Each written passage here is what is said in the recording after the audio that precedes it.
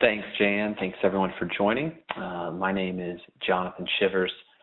As Jan said, I'm the Chief Business Development Officer here at CareOptimize, and we're going to walk through a couple updates to the MIPS program today.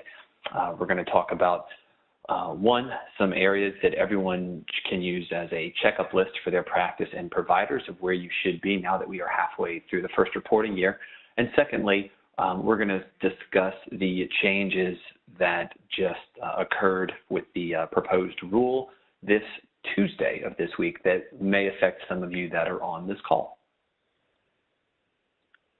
So as we take a look back at the first 6 months, these are probably the 4 most common issues that we have seen with practices as they are trying to align themselves with getting a bonus for the first reporting year.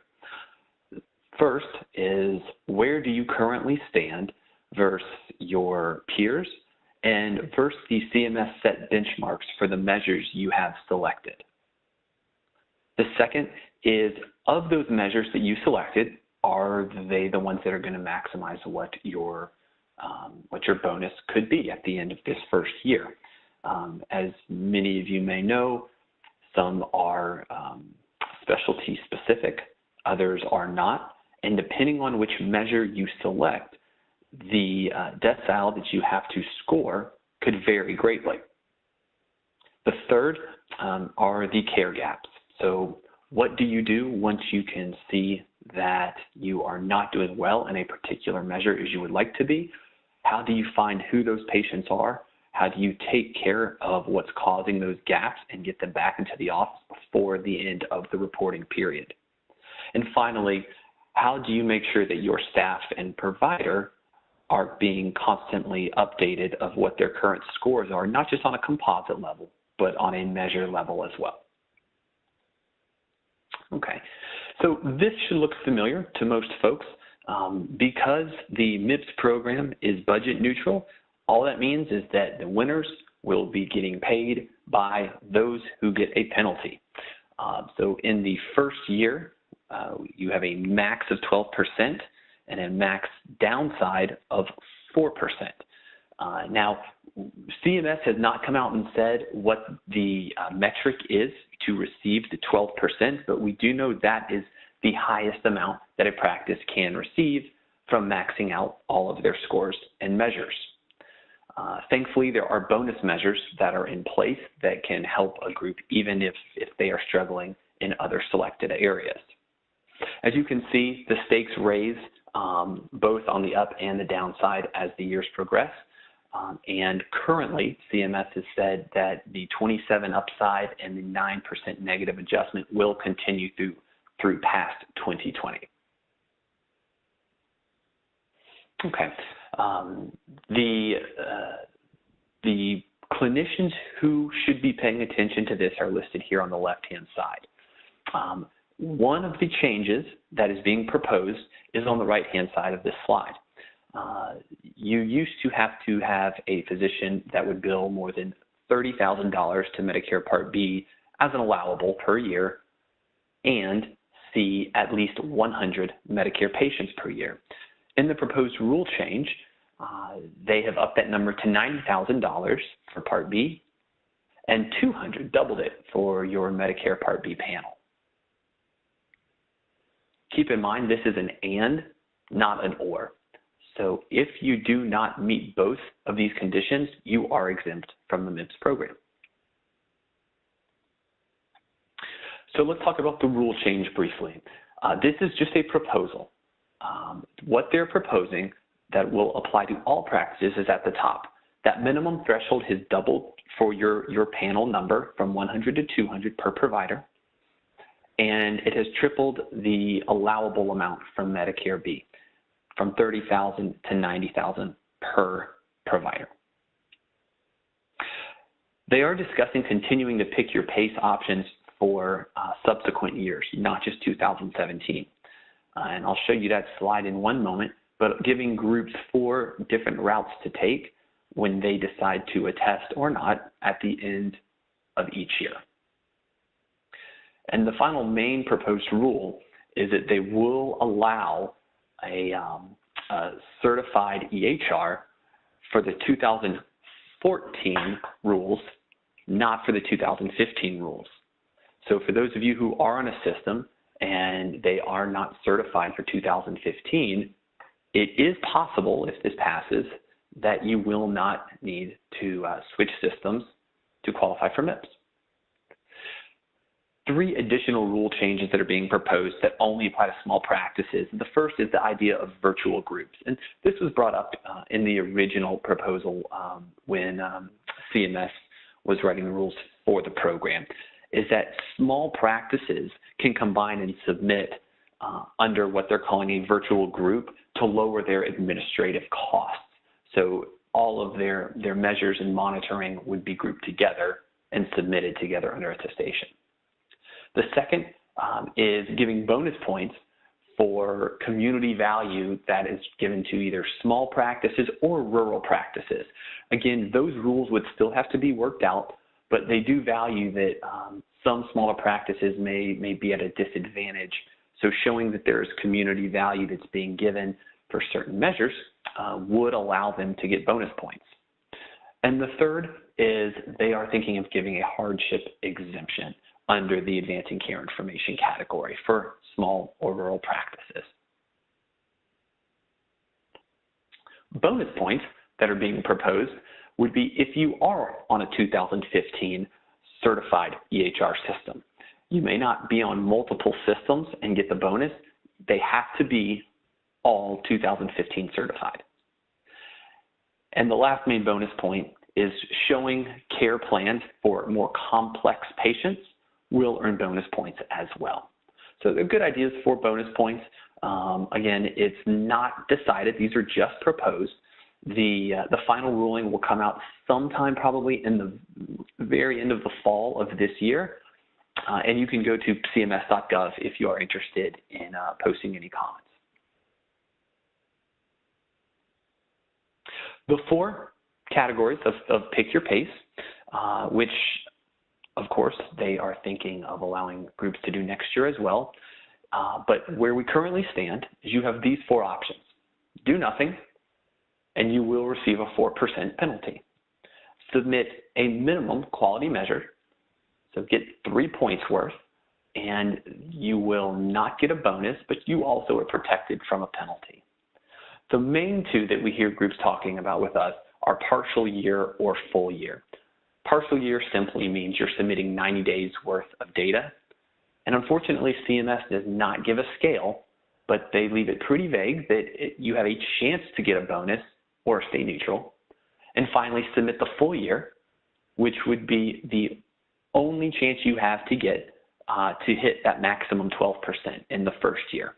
And the guidance CMS gives there is that this route will allow you to receive the largest bonus possible. Again, somewhat vague, but this is what's been laid out for us all to follow. The 4 categories, if you're not familiar, are quality, ACI, improvement activities, and cost. Cost we're going to take off the table for most of our discussion today since it won't kick in until 2018. The dashboard that I will show you will calculate your cost. It won't put it in your composite score, but it will calculate costs for you this year so you can at least have an understanding of where your practice stands against some national metrics.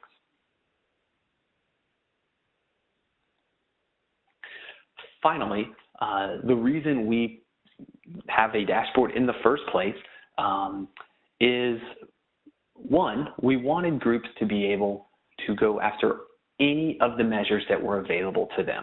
A lot of other dashboards, some built into their EHR, some through third parties, either require you to do a claims attestation or an EHR attest.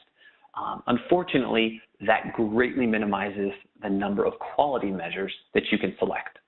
Going through a registry that is certified would give you access to all 271. Of course, the more measures you have to select from, you can 1, pick what aligns more with your current workflow, and 2, select measures that give you a higher chance of hitting a maximum bonus. We work with multiple EHRs. In fact, a practice using multiple EHRs can still use our dashboard for one single instance. So no matter what system you are on, we can compile that to put in a single platform. So for some of our groups that are multi-site, some that are IPA, we are able to take their different platforms and compile them onto one dashboard. The option of individual and group reporting, we've had a lot of questions over the last few weeks about a deadline at the end of this month if you're going to go with group reporting. As long as you're using a registry, that is not true. You will not have to decide by the end of this month. You will decide by your attestation if you want to submit by individual or group. To help determine which route will be more profitable for your group, we show both in our dashboard and update them daily. So you'll be able to see in a moment the composite score for the group, as well as the individual provider scores in each category. The updates occur daily for our clients, and it is all automated. There is no manual intervention on their side of sending files to us. We automate that directly and write the scripts in from your EHR. Okay. So I'm going to jump over to our dashboard.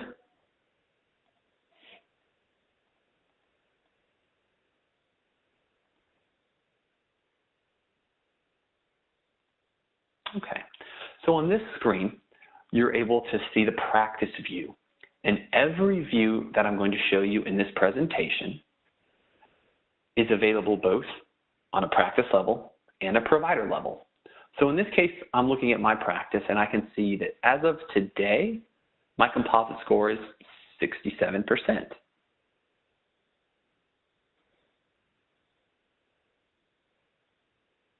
Okay, so now the 67% is broken up into the categories here on the right.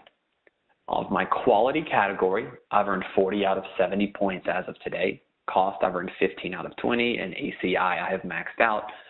And of course, your improvement activities as well will be listed.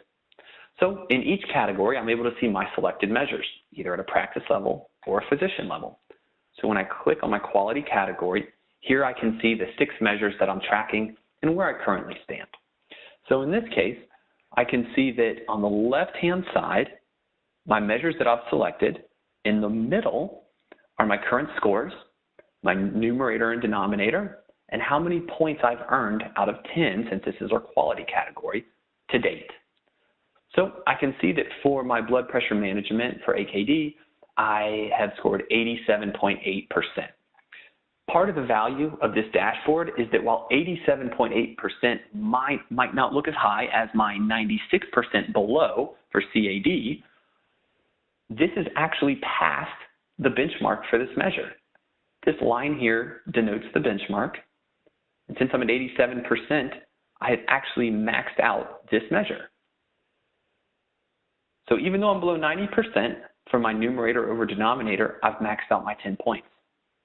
As opposed to my measure below, this benchmark for this measure, for CAD, is 100% set by CMS. That means in order for me to get 10 full points for this measure, I would have to have 100% numerator over denominator. So my patients would all have to match. I'd have to hit them all. Couldn't miss one. So even though I'm at 96%, it's a more difficult decile to hit. I've only earned 5 points in this measure. So using this dashboard will not only show you where you stand as a percentage, but it will also show you what your current points are. We will allow groups to select more than 6 measures. We have different packages and bundles that will allow you to take up to 18 measures to monitor, so that at time of attestation, you just select your highest. So let's take the A1C control for diabetes here. We are not scoring very well in this measure. If I click on the measure, I can see all of my patients that make up that denominator and how many care gaps each patient has. And what's great about this view is that I am able to see that this patient, Mary Amos, while she does not have the ability to, while we do have the ability to see that she is one of 3 care gaps that is causing the issue with diabetes, I can also see that she has 2 more. So when I open up Mary Amos's file, I can see there's 3 care gaps, and here they are. 2 screenings, and as we saw in the dashboard, the A1C control. So that means that for measures that my practice is monitoring for MIPS, I have care gaps in these 3 areas. So in these 3 measures, we are not scoring as high as we could be. So if I open up her A1C scores, I can see here that we pulled from her EHR. Here's the value set that was entered. The codes, both we pulled a CPT and a LOINC code. And start date, which in this case is when a procedure or visit occurred. We will give access to groups to be able to see when each patient's next appointment is occurring. This is pretty appropriate since we're 6 months in to MIPS, because I know as a practice I need to get Mary back into my office to take care of these screenings.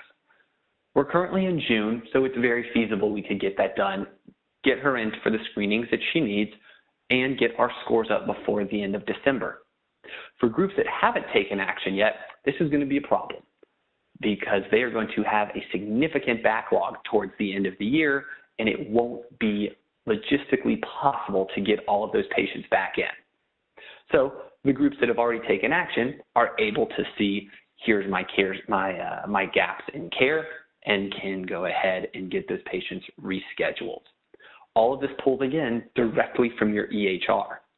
So you can see who the patients are, when their next scheduled appointment is, and if it's not scheduled, go ahead and get it scheduled.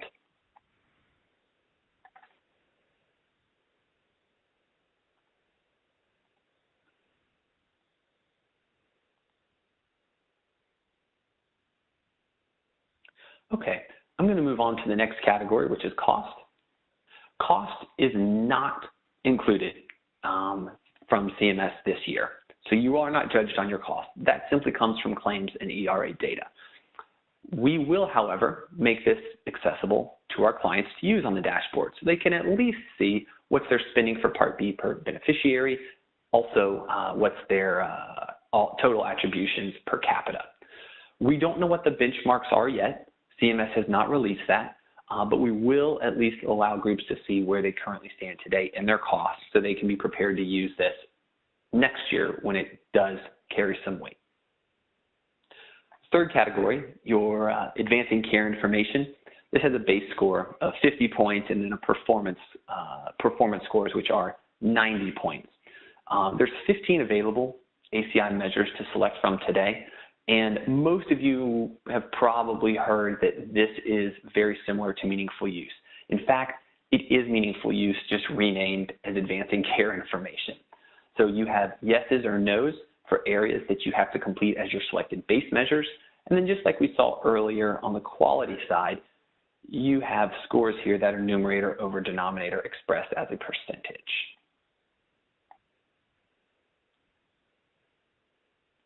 Finally, the improvement activities. You'll select up to 4 activities. There are high and medium weights, high are 20 points, medium are 10 points, and you need a total of 40. These are check boxes, yeses or nos. There's a list of 90 that CMS has made available as of today. We've just selected 6 of them here just to give you an example of what can be selected. Everything I just showed you is on the practice level. On the provider level, on my left tab here, I'm able to look at a provider view, a list view of all of my providers in the practice. So I can see my provider here at the top is scoring very well year to date, 91%.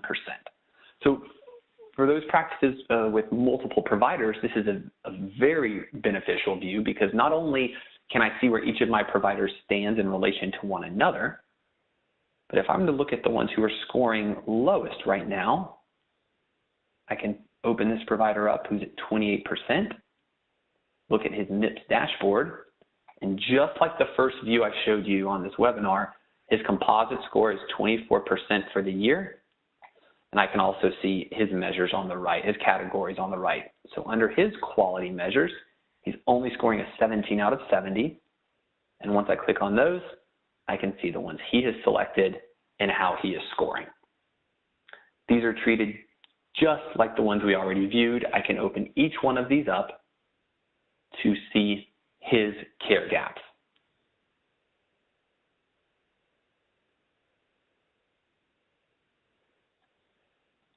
Okay, so something else to share with you is for this provider, our scorecards that we offer to our clients will automate at your frequency, daily, weekly, monthly, a report card or a scorecard of how each provider is doing. So in this case, this provider scorecard, I can print it out if I wish. I want his composite and all 4 categories. I certainly want his list of patients who have care gaps. And in that report, we'll show all 4 of his categories and scores. Additionally, he will have a printout list of his patients that he needs to follow up on and what their care gaps are. So he can reach out to them and they can get them rescheduled, hopefully before the end of the year. Okay, so I'm going to go back and talk a little bit about our setup process. So on the implementation side, we will be mapping our data, your data, directly from your EHR into our dashboard. So when you are ready to go live, first thing we'll do is help you select your measures. Some groups already know the measures they want to go after. Some groups say, hey, can you help us make that selection? No problem.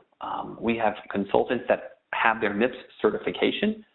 This is exactly what they're used to doing. So we are more than happy to help you select measures. Ideally, we want measures that will align with your current workflow. If none really fit that well, then yes, we may look at tweaking your workflow a little bit to make sure that not only is it more efficient, but you're also going to be able to maximize what your bonus dollars are at the end of each year. We will pull that data directly from your EHR, and we will put it over a secure FTP server that will put it into our dashboard.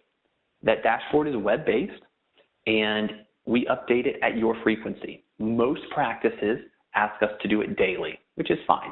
We don't want to, we don't want to do it probably during the middle of the day for you. So more than likely would be done, in the evening hours when your office is closed. We will do the validation and training on our side for you with your data. And whatever type of training you want, if you want group training or individual training, both are available. Okay. The other piece I want to discuss today is, in addition to the dashboard, I'll walk through our pricing and packages here. There's 4 different options. The Pick Your Pace option is for this year only. That's for groups that want to avoid the penalty. So if you want to just have us submit the minimum amount of data, so that would be one measure of 3 points for you, or whatever the ACI combination that is required, we will do that. You will still have access to the dashboard, to the care gaps, but that pricing is $249. That is only available this year. The other 3 packages we have each add a little more functionality, and I do want to draw attention to MIPS Unlimited on the right, which is by far our most popular, and the reason is that includes as much consulting work as you need for your practice. So if you need us to come on site, if you have a question 3 months down the road, if you need help doing development work or creating templates or retraining, anything related to MIPS, that is included. Okay, and finally, we have groups that don't use our dashboard that just want us to consult for them. Of course, that's an option as well. We are a services organization, and we can offer both hourly and flat fee models. So if you just want to pay hourly for our MIPS package, you can do that. if you want to have us at your beck and call, whenever you need us, we can do a flat fee amount per month for you as well. Our support is available both on-site and remote.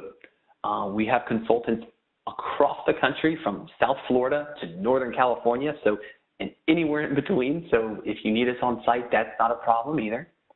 Every single client of CareOptimize receives an account manager. No matter how much you use us, how much you talk to us, you will have an account manager that knows your account, that will meet with you every month to go over what's working well, where could there be improvement, and ideas that they have. They will also be updating you on industry changes in that monthly meeting. We offer staff augmentation, so we've got some groups now that want someone who can stay on site with them and fill the role on either EHR side or perhaps even on the regulatory side to make sure that their organization stays afloat for at least for this first year and until they feel more comfortable with their MIPS program. And our consulting services for MIPS start all the way at the beginning of selecting your measures and go all the way through attesting, since you attest directly through our dashboard at no additional charge, and includes audit support. So just like we did for our clients through Meaningful Use, we put together their audit binder, get all of the necessary requirements for them in case of an audit, and are there if an audit were to occur.